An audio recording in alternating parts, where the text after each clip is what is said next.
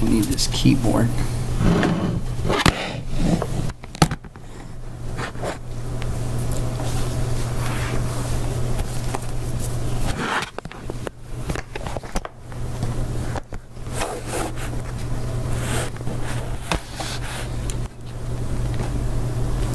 All right, the beginning of chapter 1 it goes through some vocabulary, and I guess in chapter 1 and 2 we'll start mixing this in, but it talks about a system and surroundings. It talks about state functions. All right, so a system is, there's boundaries around the system of some sort. And then everything outside that system is the surroundings. And you might be dealing with, really the interactions there. We'll talk about states, functions. Temperature is a state function. Heat is not. Heat and work are not. We can get our hands on the temperature, and certainly heat has an influence on temperature. But it's not considered a state function. So we'll talk about what that is right now. This more introduces thermo and enthalpy, but just to see the system and surroundings. State functions are properties that are determined by the state of the system, regardless of how that condition was achieved. Here's one. If this was Mount Everest, and you got two people standing at the top of Mount Everest, those two people may have gotten there two different ways, but they're at the same place. Their altitude is the top of Mount Everest. One might have gone up the side of a cliff, and the other one meandered around the back side of the hill to that cliff, many, many different ways. But if they started here and they ended there, their change in altitude is equivalent.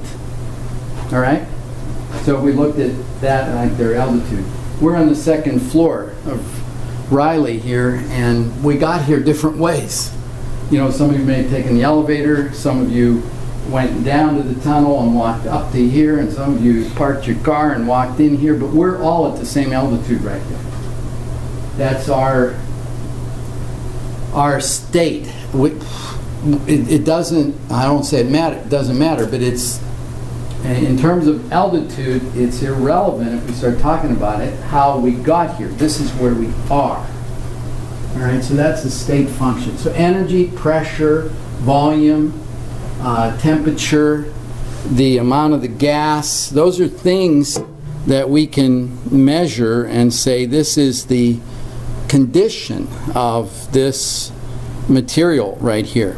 When we get into thermodynamics and enthalpy, we'll see that internal energy is a state function. The amount of energy that something possesses is a discrete state. So they're saying here delta anything here. Delta V is the final volume minus the initial volume. Delta T, final volume minus final temperature minus initial temperature. It's interesting, in chapter 1, the author talks about that volume, pressure, moles of the gas, they can all go back to zero. You can talk about zero pressure or zero volume or zero gas. There's nothing there, total vacuum. You can take it back to zero. And it's interesting that as he discussed the development of the absolute temperature scale, is that first came Fahrenheit, which was kind of an arbitrary scale, and the lowest temperature that they could develop in the lab, that's kind of where they set 0 Fahrenheit and moved up from there. That's pretty, years ago, 0 degrees Fahrenheit is as low as they could get. We can get lower than that outside here in Minnesota. So I don't know why that thermometer scale didn't end up starting at a much lower temperature. So centigrade. They said, okay, well, or Celsius, centigrade.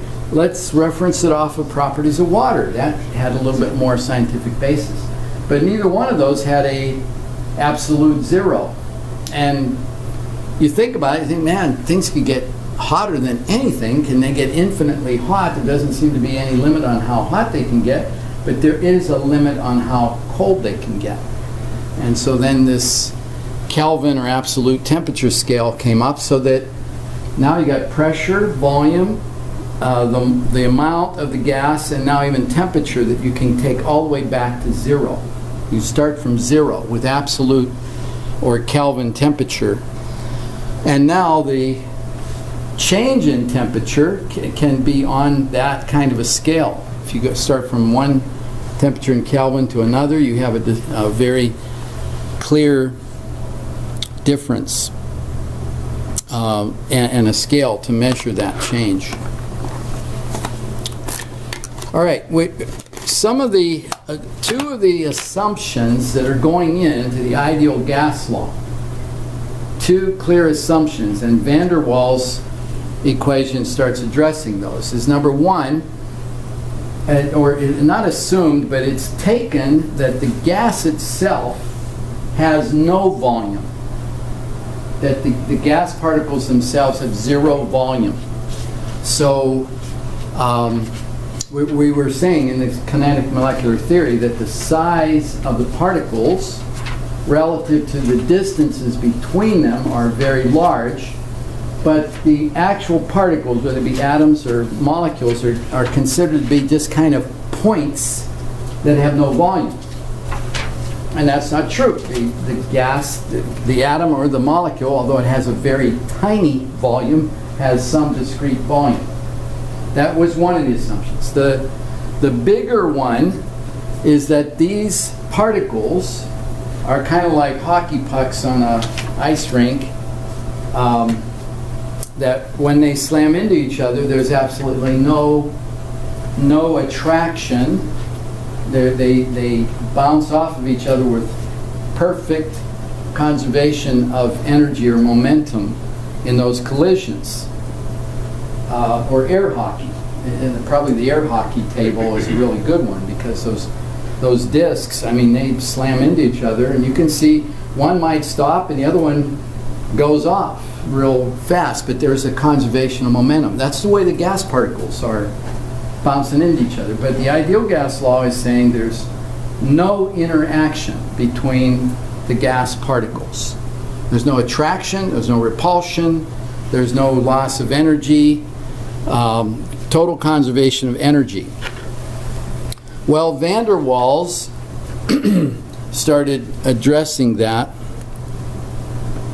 and looking at attractive and repulsive forces. And so if you start trying to make sense of why helium might approximate an ideal gas better than water, just start thinking about the ways the helium is a perfect sphere.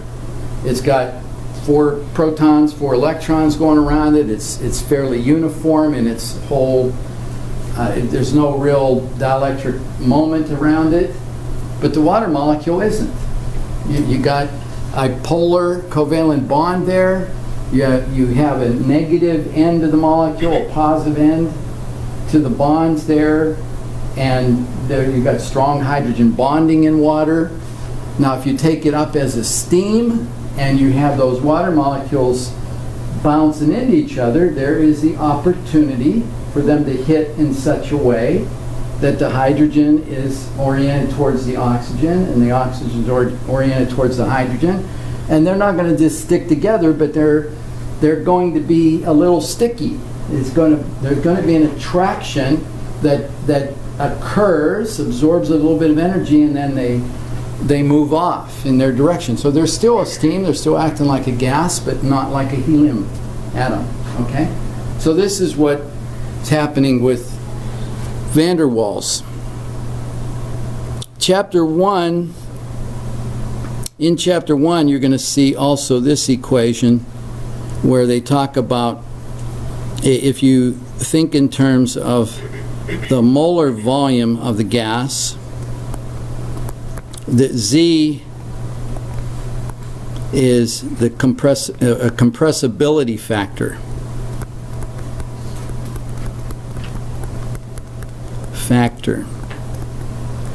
So you could almost see this same graph where this would be Z, compressibility factor, if the V is you're looking at the molar volume of the gas. So you're talking about 1 mole of the gas, basically. And when the gas is, if the gas is approximating ideal behavior, this is 1 at all these different pressures. Now in Gen Chem, you probably heard when you came to the ideal gas law that at extremely high temperatures and low pressures is the place where you're going to find gases behaving most ideally.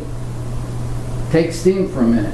I'm just talking about steam or water vapor. It has this attractive component to it. At low volume, what do I say, high temperature and low pressure. I'm not sure what I said, but that's what I meant to say. High temperature, low pressure. At low pressure and at high temperatures, the water molecules are not hitting each other very often. They're way apart. They're at a low pressure, there's not very many of them, and they're at very high temperatures. They're moving very fast. And so there's mostly empty space with a little water vapor in it. And it's going to behave kind of ideally. But if you start moving the pressure up, adding more steam in there, moving the pressure up, and lowering the temperature, approaching, instead of starting to get down to 300 degrees centigrade, 200 degrees centigrade, starting to get down towards its boiling point, where these things are almost ready to start condensing, that steam is not going to behave ideally. It's going to start behaving much more in a real or non-ideal fashion because they're slamming into each other, they're going slower, the attractive forces are going to be felt a little bit more and impacting the whole thing. Okay, so there can be attractive or repulsive forces. Ammonia has a little bit of polarity to it, polar bonds and the nitrogen-hydrogen bonds. So hydrogen molecules, you got H2, you have pretty pure covalent bond, equal sharing. Dominic? Is that, you said molar volume for V? Is that just the volume at 1 mole? Yeah, V is the molar volume. So that would be the volume it takes up at 1? Yeah, basically, mole. Yeah. Basically taking N out of there. And 22.4 liters.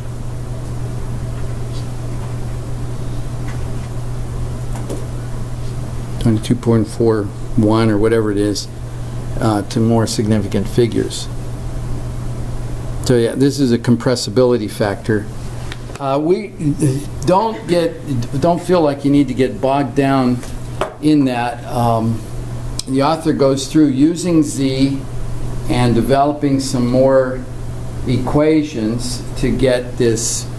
He goes through this virial equation with B divided by V squared, C divided by V cubed, etc., etc., etc.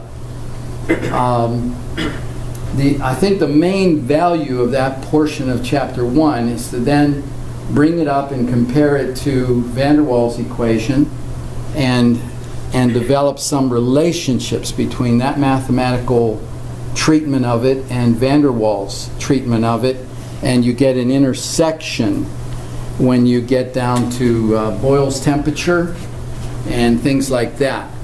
So you can concentrate on van der Waals equation, and we'll even get into some of the derivatives of that equation later. But concentrate on that equation, and then you can look at this compressibility factor and the development and the relationship between that mathematical treatment of it and van der Waals' treatment of it. All right, so van der Waals came up with an equation. It's basically, I mean, we're basically looking,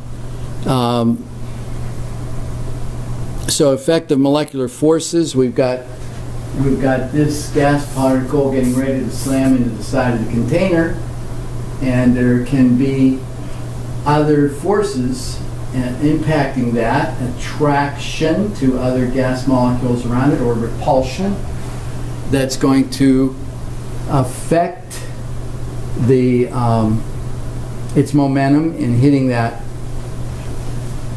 container wall and the pressure that it would generate. Okay, so if we start with the ideal gas law, all right, you basically see what van der Waals has got. We still have this part of the equation. He's taken the pressure component of the ideal gas law and correcting it. Pressure plus A times the number of moles squared divided by the volume squared, where A is this van der Waals constant for various gases. You can see helium, that's a very tiny number. So you're going to have a very small correction to the pressure for helium. Water, very high number. I'm saying this is a polar molecule. You get a pretty high number there. And you're going to get a fairly big correction. And then, so there's your volume component, and you're going to correct volume according to use this B constant. And so there's a whole bunch of gases. Here's your ideal gases right here. They're not all that ideal. Xenon's getting pretty big, starting to get pretty big. It's going to have a lower boiling point than helium. There's a number of different things about it. Yeah, it's an ideal gas. It's still spherical. It's still fairly symmetrical particle of gas, but it's a lot heavier. Now here are some diatomic molecules with pure covalent bonds. So they aren't, the bond isn't a polar covalent bond. There isn't a positive negative end of the bond. Some of these others getting into other things. So we don't need to dwell on this, but curious question, how are the van der Waals constants derived?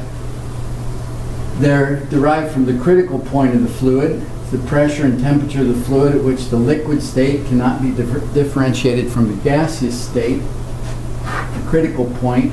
And if you plot pressure versus temperature, you will find that the critical point corresponds to the point of inflection. And now they're getting into some differentiation by differentiating the van der Waals equation to find the first order and second order differentials, and plugging it into these critical point values, the constants A and B are derived. So that's how they're derived. That's where they're coming from. And here they are. And I guess just to continue to warm us up, I hope I have 5 of these. I thought I did. There's 4. There's 5. Okay. One's got the answer. Take your calculators out quickly, and part A here is very straightforward. Treat carbon dioxide. No, you don't get one. Oh no. Yours costs $1. No. Do A quickly, just as if carbon dioxide is an ideal gas. And then I want you to do it as if it were behaving non-ideally, and just see the difference. Similar to something you got in your homework. If you've already done your homework, You'll plow through this very, very quickly.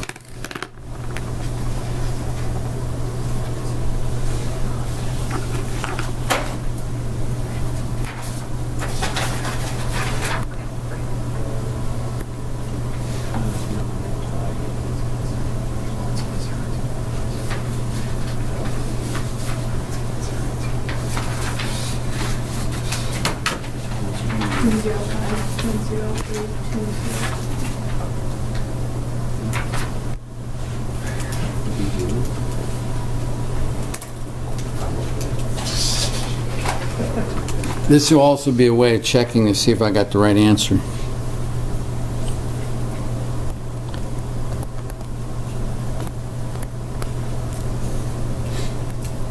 And pressure and atmosphere is just fine. And that kind of fits all these other units that are here.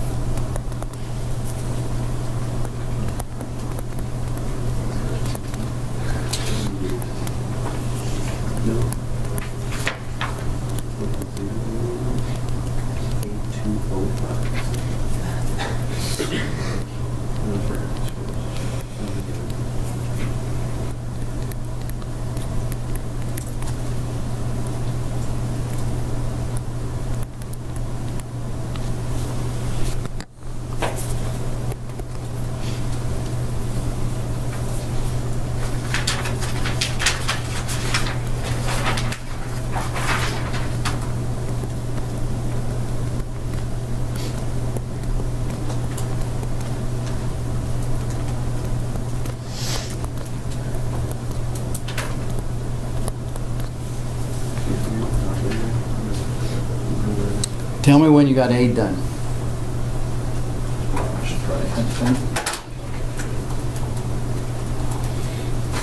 We'll put the answer to A up here when everybody's worked through A. You can plow into B.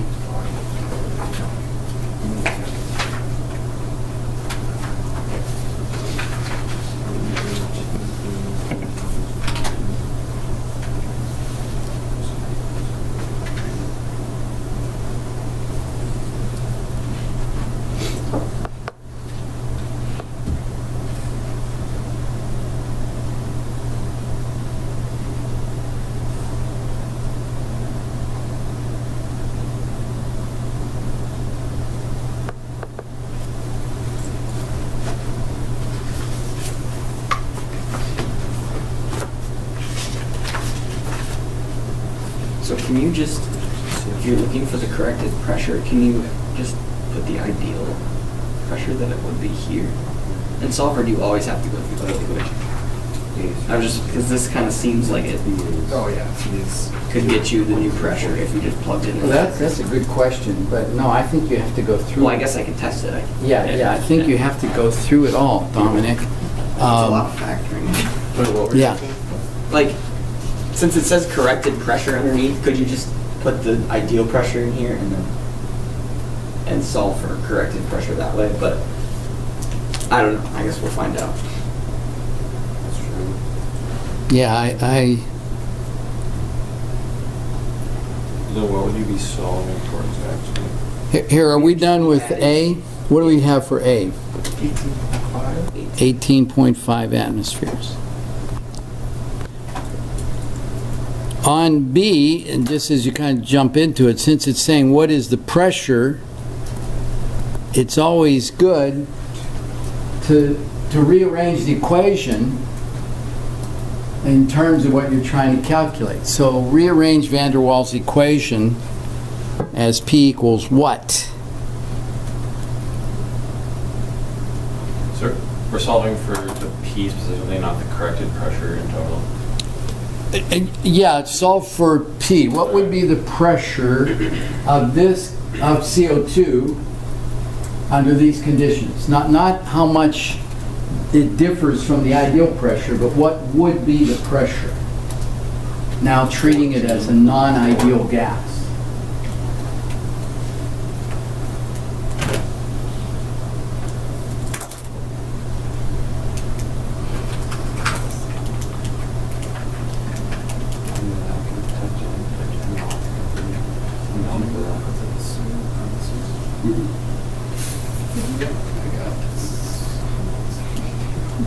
Here, it's Okay, I think I missed this. What do you get?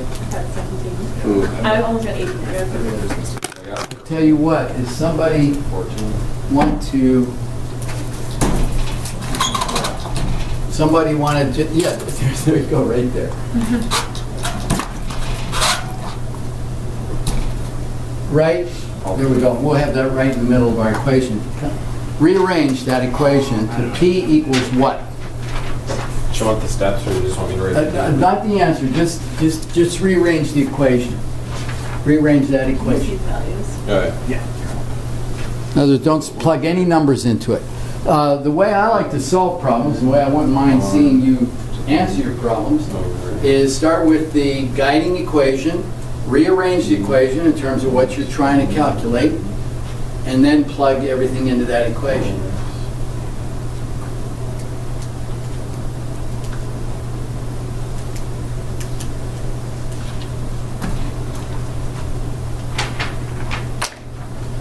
Okay, critique.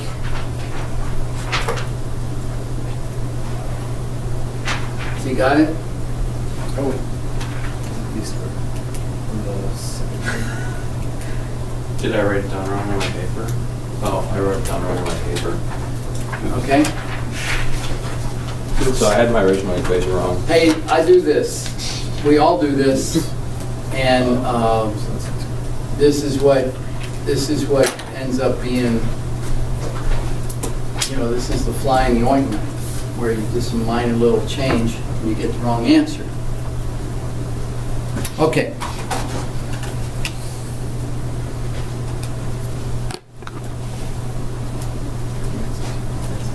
Yeah. No problem. Now I pull this down. Everybody got that? So.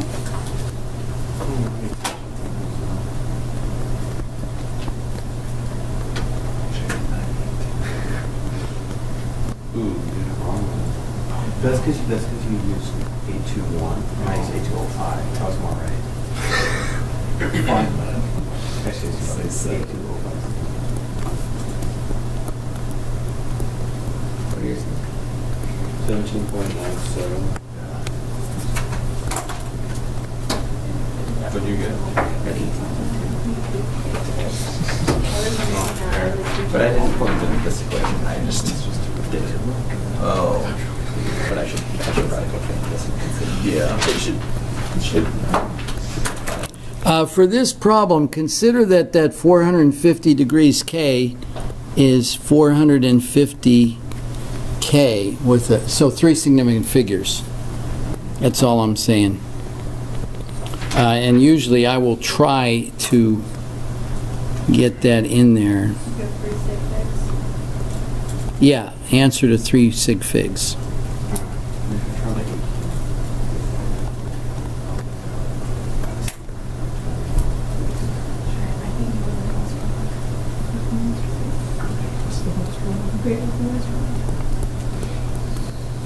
How's that? Yeah, I usually got 173,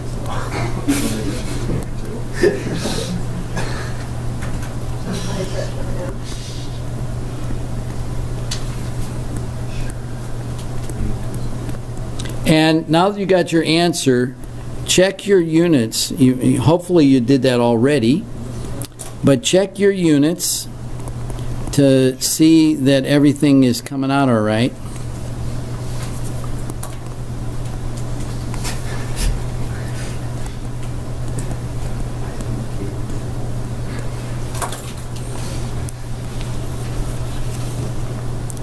And I don't know how you like to do it, whether you like to just punch all these numbers in and just get an answer to appear on your calculator, or break it down.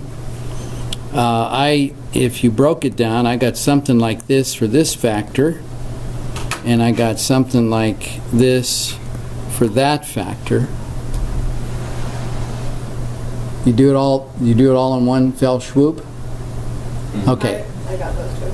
I tried to do it in all one fell swoop, but I forgot to put in a bracket now and then, and so I decided to set it up this way. I got something like this. Someone said 17.9. Yeah, we got 17.97, so around to 18.0. Yeah, 17.97, 18.0, the three significant figures. And let's just look at the units. We've got moles here. We've got liters here. Wait a minute. Down here, hang on a second. I went too fast. We've got moles here, so we're crossing that out. This is going to be liters. 5.0 liters minus so many liters is going to be liters. So this unit is going to be liters. That's going to cross that out. Kelvin is going to cross out right here. Oh, moles crossed out there. So we have atmospheres there. We got moles squared, the moles squared, liters squared, the liters squared, and we've got atmospheres here, and we got the unit of atmospheres. Okay? So watch your units. A minor adjustment to it. Instead of 18.5 atmospheres, 18 atmospheres. So CO2 is, the ideal gas law will not quite get you there.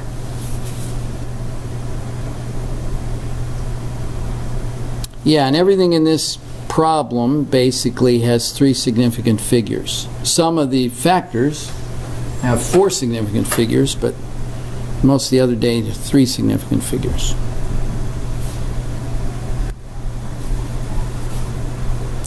Oh, okay, I need to go back to my slides.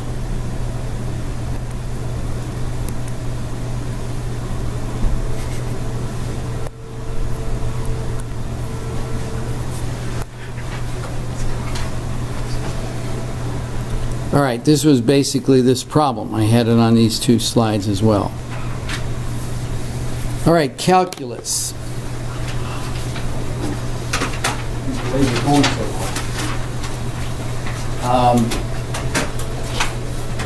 Yeah, this is, you might want to write standard mathematical tables. You don't need to get that book, but it's a huge book. There's a couple pages on derivatives and a few more pages on integrals. And I'm sorry, this isn't a beautiful copy, but let's just, if you wanted to circle a couple of these, so this is the standard mathematical, the CRC standard mathematical tables. If you wanted to circle a couple of these, well, I tried to pull this in here, didn't pull it in very well. Number 1, number 2, number 3,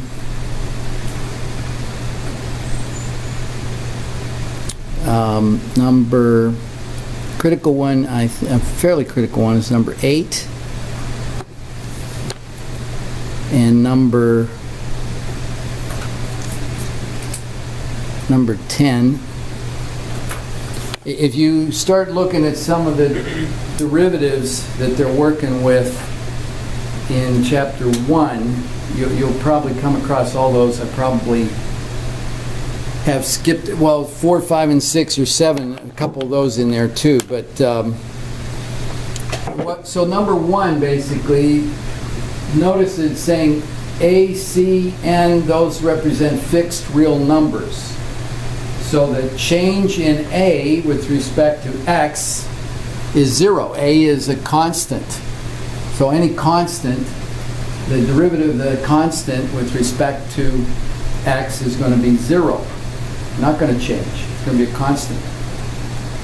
You'll actually find a relationship between 2 and 8. Look at 2. The derivative of X with respect to X is 1. It looks pretty straightforward. You're going to have dx in the numerator and the denominator, and you're going to have 1. But you also, if you looked at number 8, let's say that could even be x squared. We could even look at that as an x squared. If y equals f of x equals x squared, then the derivative of y with respect to x equals, let's say that x, for number 8, it says if you have x to the n, you're going to move the n into the front 2x, and you're going to go n minus 1, or you're going to move the n in front, n minus 1. So you're going to have 2x for that derivative. So when then you have a function to a power, so if you look at number 2, that's consistent with that. If you had y equals x, then the d of y with respect to x is equal to n is equal to 1. We're going to have 1 x to the 0 equals 1. Okay, so that's the same music. So on number 8, they have, what is the, at the end of the equation, du over dx? Is that? Okay, then you are taking the derivative. Yeah, then you would have, if it were x squared, then you have d of x to d of x. All right. So if u were a function, if u was some function with x, u is x plus 2z or something like that, then you would be moving it in that manner. Tom, have you ever heard of the chain rule? Don't remember. Okay, because that's what it is. Okay. So it's like if you have cosine or something inside of it, when you take the derivative of it, you have to take the derivative inside and multiply that by the derivative of your function. okay. Oh, I see. So yeah, whatever's inside of x, because x isn't just. It could be just x Yeah. or And 8 and 10 are related. I mean, if you look at 10, instead of u squared, you have u to the minus 1, really. The d of 1 over u, or u to the minus 1. And you're doing the same thing. If n is minus 1, you're bringing the n in front as a minus, and you are subtracting 1 from it. So if you had d of 1 over u dx, so that's the same as d of u to the minus 1 dx. So what do you do there? You take the n n is minus 1, so you're minus, and you subtract 1 from it. Minus 1 is minus 2, and then you're going to have du with respect to x. So that is the same as, which is what number 10 has. All right, you follow me? You're just working with a function in the denominator, and you're going to have that. We're going to be doing some derivatives of with respect to volume, and volume is going to be in the denominator. You're going to rely on some of these derivatives. Okay, now what we'll quickly move from is derivatives to partial derivatives. All right, so here you got a fairly clean function. Y is a function of x. But if we get to the ideal gas law, you're going to have pressure is a function of temperature, the amount of gas, and the volume, in some relationship there. So there are more than one key variable there. So you could, if you differentiate the ideal gas law, you are going to quickly get into partial derivatives.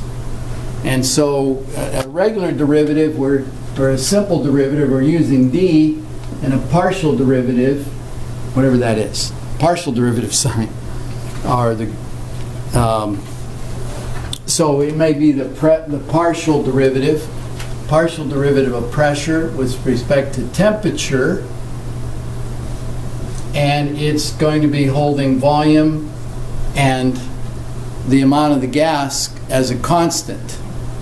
All right, so we're getting in now to partial derivatives, where we're going to look at how pressure varies with a change in temperature, holding these two things constant, and then maybe the partial pressure with respect to volume with temperature and the amount of gas constant, the partial pressure with respect to the amount of gas with temperature and pressure, temperature and volume held constant.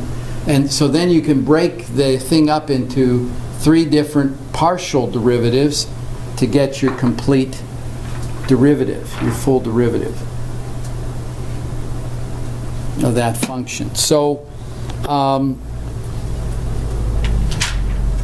the chapter 1, the author's using the ideal gas laws and some of these differential equations to start introducing this a little bit. Fairly straightforward derivatives. If any of you find something out on the internet that you particularly like and that is not, oh, here, learn calculus, but here is really focused on PChem, then I'm sure you'll share it with one another, but let me know as well, because I'd be interested. I looked around a little bit, not a whole lot, but I'm sure there's some things out there, 5-10 minute little videos that can tune you up on derivatives, partial derivatives, and things of that nature.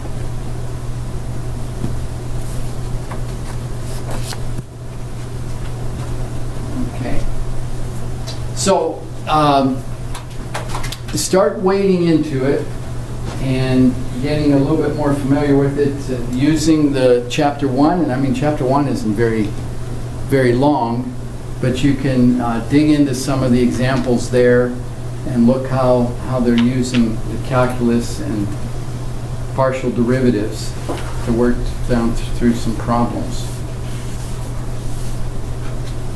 All right, here's the second homework set as we relate to that. And I'll just make a few comments.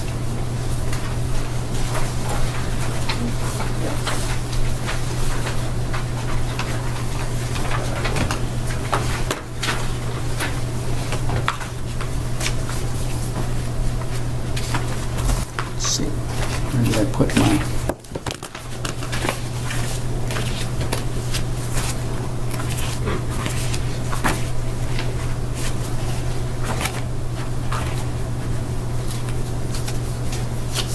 All right, we don't have to dig too deep into them right now, but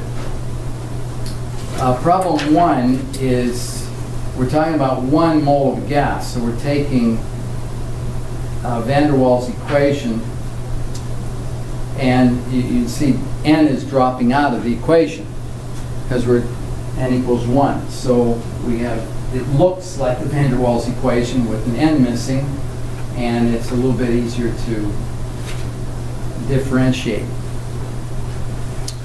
in that term. So you just have pressure, temperature, and volume, and you can dig down into just 2 partial derivatives of that. So 1A and B. I also made the comment there, I'm sure there are going to be some problems coming along where it may take more than 1 page to solve the problem. So get yourself a piece of printer paper and carry on, and then try to slip it into the packet in the right order and finish it off. Dr. Crane rescued about 1,500 pages of paper off of one of our printers. They put in new printers in NAS for the faculty, and the drivers had to be changed, and the very first person that sent a job, and it wasn't Dr. Crane, but the very first person that sent a job to the printer went berserk and just started spitting paper out. So he he recovered it. So I'm going to try to get 500 sheets of that or so and us use it, because I'm just grabbing sheets of paper and doing problems, solving problems, things like that. I don't know if there's any more here to mention.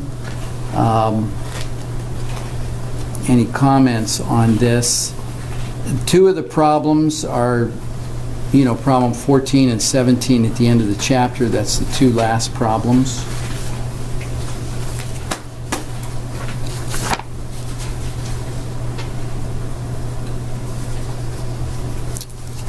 And does anyone have any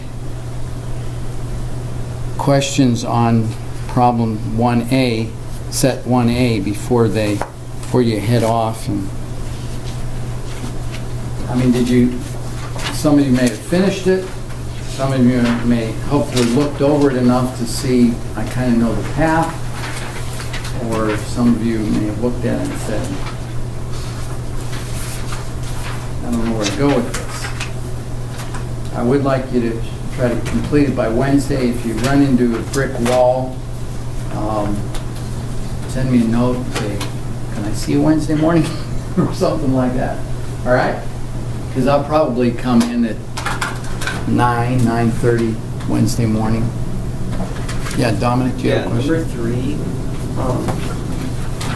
I guess it's giving you volumes and pressure individually, and then says when you open the gates and make them into one larger volume, what are the new pressures? And I guess I solved it using Boyle's law, but the numbers down below are just like a few decimal, like I got 0.500 and not 0.5001. And I think it's just the way that I went about solving it is different than... Yeah, let's see. Where's my solution to that? Did I use Boyle's law? Problem 3. Here's 2.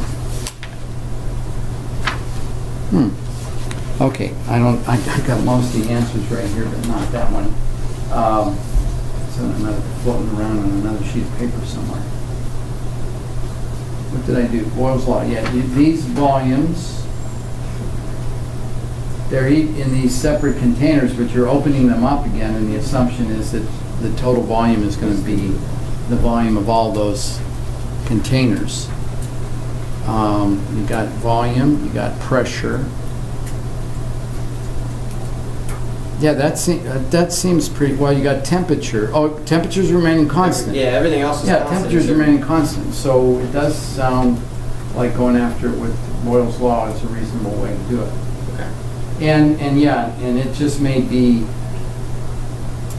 you rounding off all at the end, or rounding off as you went, that sort of thing. Okay. So I probably won't get too excited about a 0.501 versus 0.500.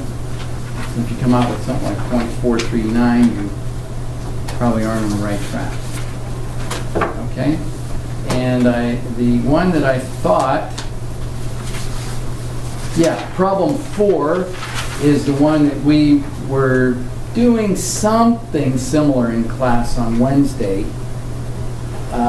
You have several problems there. You got to figure out the empirical formula just from that first line of information. And then use the ideal gas law, the density, and molar mass, and deriving that just like we derived that equation on Wednesday. So that's the one that I probably thought would give you the most challenge, but is a really good exercise to bring in a whole lot of different things together right there. And then problem 2 is very similar, I think, to problem whatever it is very similar. What's the gas I gave you, the non-ideal gas? I got a previous copy of it. What gas is it? Wait, these are not ideal. This must be. Yeah. What gas? Oh, ammonia. Ammonia is the one that, just like what we did in class right now. All right? Okay. Again, I don't set any precedents, but this is, we're heading into a holiday weekend. We'll pick up from there. All right?